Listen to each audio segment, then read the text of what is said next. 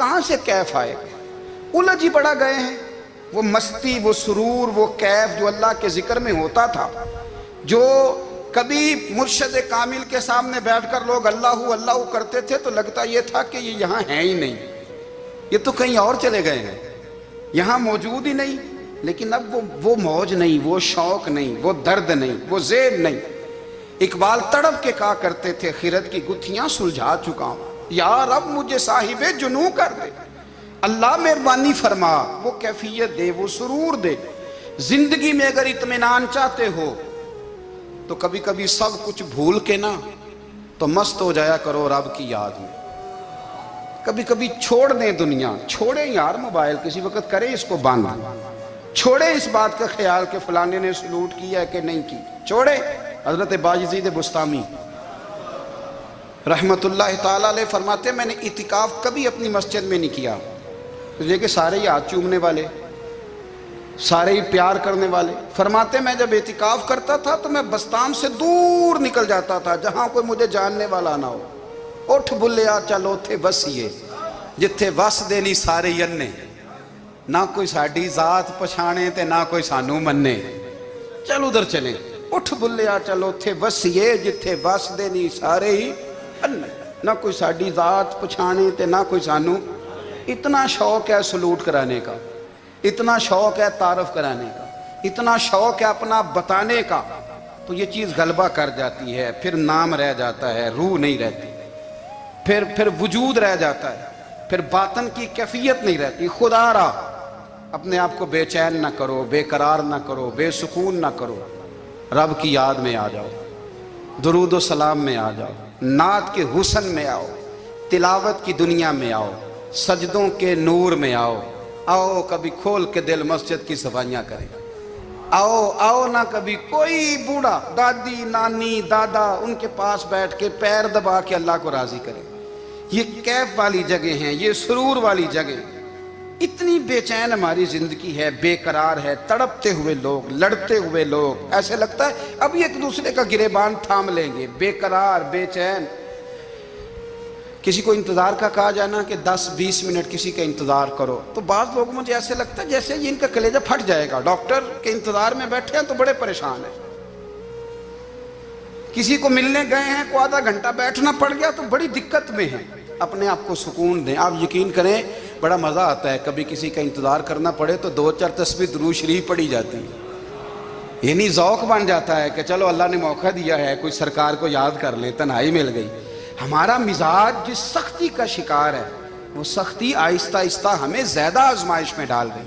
تو میرے بھائی زندگی میں اطمینان حسن ہے، اور وہ سب سے زیادہ اللہ کی یاد میں ملتا ہے، وہ سب سے زیادہ رب کریم کے ذکر میں۔ سب سے زیادہ جو چاہتا ہے نا دل ٹھنڈا رہے، زبان میٹھی رہے، وہ مدینے والے محبوب پہ درود و سلام پڑھا کرے، وہ حضور پہ درود و سلام پڑھا کرے، زبان میٹھی رہے گی۔ میرا ذاتی تجربہ ہے کہ جو آدمی اپنے اخلاق سنوارنا چاہے وہ حضور پہ درود شریف پڑھے، جو اپنے اخلاق سنوارنا چاہے، طبیعت کو ٹھنڈا رکھنا چاہے، وہ درود شریف پڑھے، اس کا دل سکون میں آئے گا۔ کچھ کام اور ہیں زندگی میں اطمینان کے لیے، ان کا ہونا بھی بڑا ضروری ہے۔ سب سے پہلے اگر آپ چاہتے ہیں نا زندگی میں سکون ہو تو حقیقتوں کا سامنا کرنا سیکھیں۔ آپ جو ہیں وہ رہنا سیکھیں، جو آپ نہیں ہیں وہ بننے کی کوشش نہ کریں۔ حقیقت کا سامنا کرو گے تو زندگی اطمینان میں آ جائے۔ ہم نے نا بہانے بنا لیے ہیں، ہیلے بنا لیے، جھوٹ کے سہارے اپنے آپ کو اونچا کر لیا۔ ایک آدمی سے کہا جاتا ہے تو رشوت نہ لے، تو کہتا ہے میں غریبوں سے نہیں لیتا۔ تو میرا سوال یہ ہے کہ امیروں کا حساب لینے کی اللہ نے تیری ڈیوٹی لگائی ہے، تیرے ذمہ لگایا ہے کہ تو امیروں کا حساب کر، تمہیں کیا ضرورت پڑی ہے؟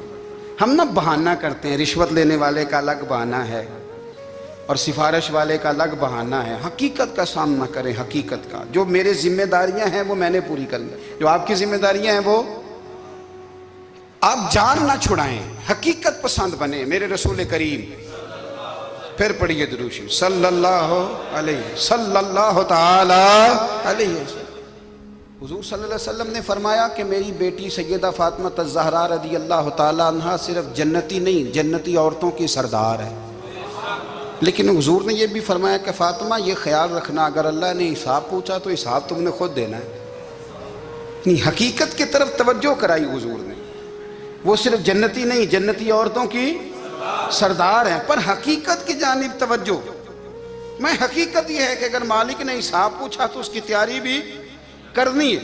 دیکھیں نا، ہمیں کچھ یقین نہیں، اللہ معاف کرے کہ ہمارا حساب کیسا ہوگا، لیکن کتنے آزاد ہیں.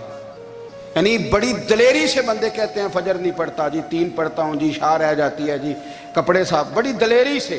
اور سیدہ فاطمہ الزہرا نے ساری رات مصلی آباد رکھا ہے، حالانکہ انہیں یقین تھا کہ رب مجھے بغیر حساب کتاب جنت دے گا. حقیقت کا سامنا کریں.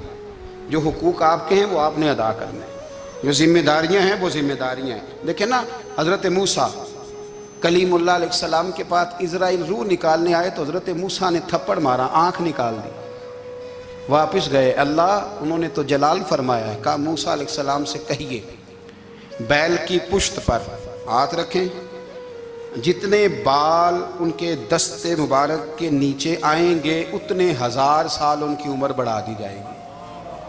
یعنی میرے کان میں کوئی بتا دے کہ جناب 60 سال بڑھ گئی، یا آپ کے کان میں کوئی کہہ دے تو خوشی ہوتی ہے کہ نہیں؟ لیکن یہ حقیقت پسندی نہیں، اس لیے کہ 60 بھی گزر جائیں گے، 70 بھی، یہ حقیقت نہیں. حضرت موسیٰ کلیم، چلے میں مثال دیتا ہوں، سمجھ لے 10 بال، حالانکہ بہت زیادہ آتے ہوں گے، 10 بال اگر حضرت موسیٰ کے ہاتھ کے نیچے آئے تو 10,000 سال تو عمر بڑھ گئی نا. 10 یعنی 10 سال نہیں، 10 نہیں، 10 بہت زیادہ تھی نا. حضرت موسیٰ کلیم اللہ علیہ السلام سے آ کے عرض کیا گیا، حضور بیل کی پشت پر ہاتھ رکھیں، جتنے آپ کے ہاتھ کے نیچے بال آئیں گے اتنے 1000 سال عمر بڑھ جائے گی. تو حضرت موسیٰ نے حقیقت پسندی والی بات کی، فرمایا پھر کیا ہوگا؟ 10,000 سال کے بعد پھر کیا ہوگا؟ کہ حضور جانا تو پھر بھی ہے. فرمایا پھر ابھی چلتے ہیں. اگر جانا ہے نا، جانا ہے تو پھر، اگر جانا ہے تو پھر ابھی. اور سجنوں، اگر نماز پڑھنی ہے تو ابھی کیوں نہیں؟ اگر داڑھی رکھنی ہے تو پھر رمضان کا انتظار کیوں کریں؟ ابھی کیوں نہیں؟ اگر سچ بولنا ہے تو پھر، اگر رزق حلال کھانا ہے تو پھر انتظار کا ہے گا. حقیقت ہوتی ہے، بہانہ ہوتا ہے. حقیقت چھپ نہیں سکتی بناوٹ کے اصولوں سے، کیونکہ خوشبو آ نہیں سکتی کبھی کاغذ کے پھولوں سے. یہ بات یاد رکھیں. اگر جانا ہے تو حضرت کلیم فرمانے لگے پھر 10,000 سال کے بعد بھی جانا ہے تو آج بھی. ہمیں بے قراری زندگی میں اس لیے کہ ہم حقیقت پسند نہیں، ہم بہانوں میں، ہم ہواؤں میں جیتے ہیں، ہواؤں میں، خیالات میں زندگی گزارتے ہیں. بڑا ٹائم پڑا ہے، مثلاً کتنا میرے رسول کریم صلی اللہ تعالیٰ علیہ وآلہ وسلم نے ایک دن صحابہ سے فرمایا تمہیں حیا نہیں آتی؟ حضور کیا ہوا؟ فرمایا وہ والے مکان بناتے ہو جن میں تم رہ نہیں سکتے، وہ والا مال جمع کرتے ہو جو کھا نہیں سکتے، حیا نہیں آتی؟ عرض کی حضور حکم کریں. تو محبوب فرمانے لگے جوتے کا ایک تسمہ بند کرتا ہوں تو سوچتا ہوں دوسرا بند کرنے سے پہلے موت آ جائے گی. ایک سانس اندر جاتی ہے تو دوسرا آنے سے پہلے میں یاد کرتا ہوں کہ مجھے دنیا سے جانا ہے. تمہیں حیا نہیں آتی؟ وہ مکان بناتے ہو جن میں رہ ہی نہیں سکتے، وہ مال جمع کرتے ہو جو کھا. حقیقت پسند نہیں بھائی. ہم بہت سارے لوگ ہیں بڑی باتیں سناتے ہیں، بڑی. میں کہتا ہوں اصل میں نا زیادہ باتیں سنا کے نا بیچارہ اپنے آپ کو مطمئن کرنا چاہتا ہے. اصل بات یہ ہے کہ اندر سے نا ہلا ہوا ہے، کچھ بھی نہیں. بڑا زیادہ ہنستا ہے اور مجھے لگتا ہے کہ کوئی گہرا زخم چھپا رہا ہے. اس لیے ملمہ سازی. حقیقت پسند بنو، حقیقت پسند. یاد رکھنا من ترک صلاۃ متعمدا فقد کفر. میرے رسول نے حقیقت بیان کی، فرمایا جس نے ایک نماز بھی جان بوجھ کے چھوڑی اس نے رب کے رب ہونے کا انکار کیا، اس نے کفران نعمت کیا. یہ حقیقت ہے، کوئی کلیریفیکیشن نہیں، کوئی وضاحت نہیں. جو نماز نہیں پڑھتا، جھوٹ بولتا ہے، غلط بیانی کرتا ہے.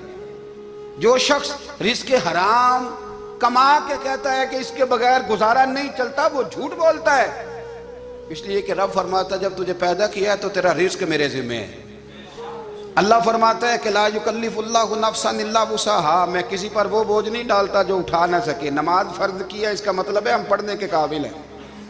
اس نے ہمارے ذمہ داریاں لگائی ہیں تو مطلب یہ ہے کہ ہم ذمہ داریاں ادا کرنے کے قابل ہیں، ورنہ وہ کہتا ہے میں وہ بوجھ ڈالتا ہی نہیں جو تجھ سے اٹھایا نہ جائے۔ اگر چاہتے ہو کہ زندگی میں اطمینان ملے تو خدا را حقیقت پسندوں والی زندگی گزارو۔ یہ فضاؤں میں زندہ رہنا، ہواؤں میں اللہ بڑا معاف کرنے والا ہے، اللہ بڑا کریم ہے، معاف کر دے گا، تو بھئی یہ بات صحابہ کو بھی پتا تھی، یہ اہل بیت کو بھی خبر تھی، تو وہ تو ایک ایک بات کا لحاظ کرتے تھے۔ یہ غوث اعظم کو بھی پتا تھی، یہ ان کے والد کو بھی پتا تھی، جنہوں نے کسی کا ایک سیب کھا لیا تھا تو 12 سال اس کے گھر میں نوکری کرتے رہے، انہیں نہیں پتا تھا اللہ بڑا کریم ہے، معاف کر دے گا، ایک سیب ہی ہے نا۔ تو حقیقت پسندی آپ کو سکون دے گی۔ ایک بات کہنے لگا ہوں، اسے یاد رکھنا، میرے اعلیٰ حضرت رحمۃ اللہ علیہ فرمایا کرتے، حسد کرنے والا بندوں پر اعتراض نہیں کرتا، اللہ پر اعتراض کرتا۔ وہ کہتا ہے اللہ اسے کیوں دیا ہے، اتنا کیوں دیا ہے، معاذ اللہ، وہ اللہ کی تقسیم پر اعتراض کرتا ہے۔ حسد کرتے ہو بے چین رہو گے، حسد آپ کے دل کو تڑپا کے رکھ دے گا، چھوڑے۔ اللہ بڑا کریم ہے، جس کو جہاں چاہتا ہے وہاں بٹھا دیتا ہے۔ آپ قطعاً اس بحث میں نہ پڑیں کہ اللہ نے کس کو کتنا دیا ہے، کب دیا ہے، کیوں دیا ہے، وہ بڑا بے نیاز ہے۔ حسد آپ کو تباہ کرے گا۔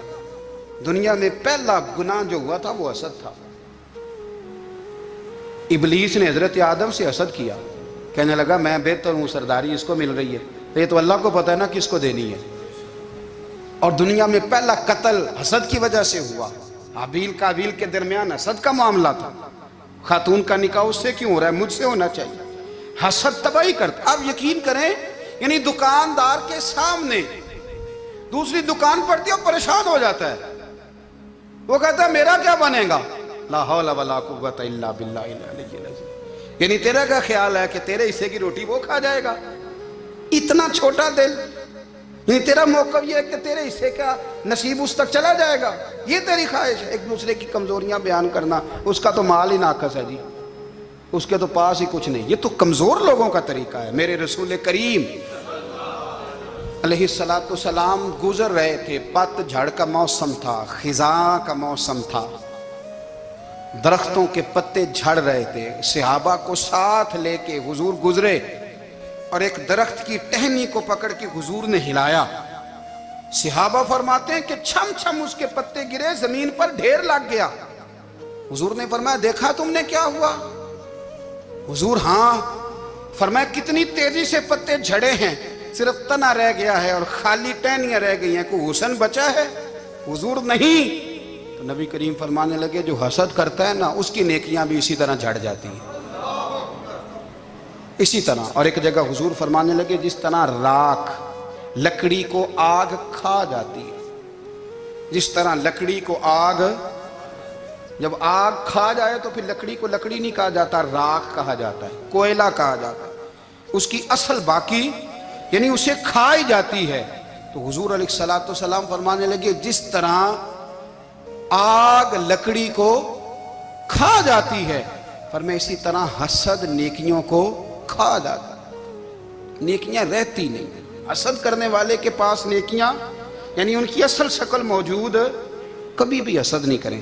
اللہ کی تقسیم ہے، جس کو چاہے جب چاہے جتنا چاہے عطا کرے۔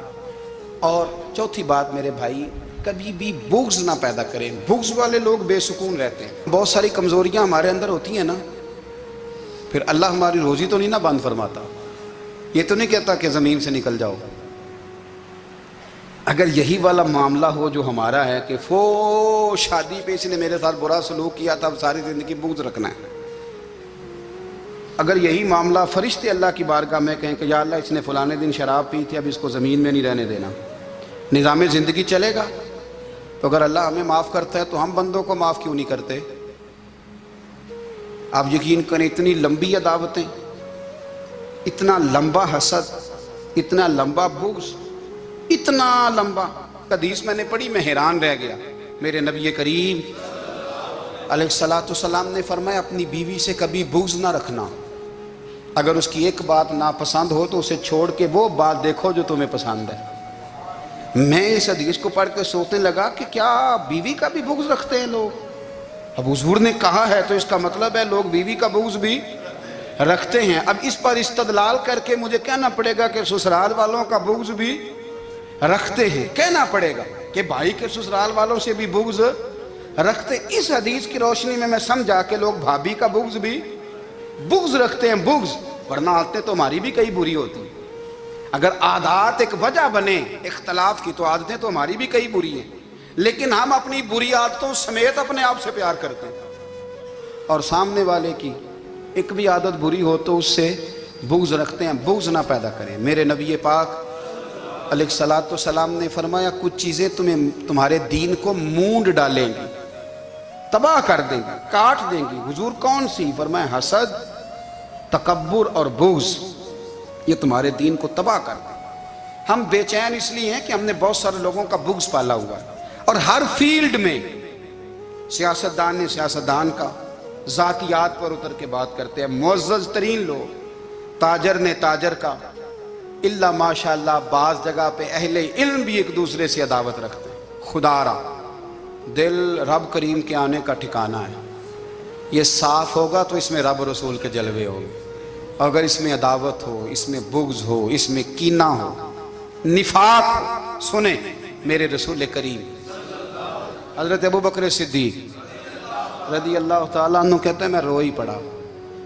مکہ فتح ہوا نا, تو اکرمہ بن ابو جہل نے پیغام بھیجا کہ میں نا کلمہ پڑھنے کے لیے آ رہا ہوں. وہ بات لمبی ہے, میں موضوع پہ رہنا چاہتا ہوں. کہتے ہیں جب وہ آنے لگا نا تو نبی پاک نے ہم سب کو بلایا, ہم حاضر خدمت ہوئے تو حضور فرمانے لگے کہ اس کے باپ نے نا بڑا ظلم کیا ہے ہمارے ساتھ, ابو جہل نے بڑا ستایا ہے, بڑی تکلیف دی ہے. آپ مجھے بتلائیں کہ وہ ایک دفعہ کسی شادی پہ بحث ہوتی ہے بیوی کے بھائی کے ساتھ, پھر ساری زندگی اس بیچارے کو معافی, وہ 10 دفعہ گھر آتا ہے معافی مانگنے پر سوال ہی نہیں پیدا ہوتا, میں او ہو مجھے ہی کہہ دیا,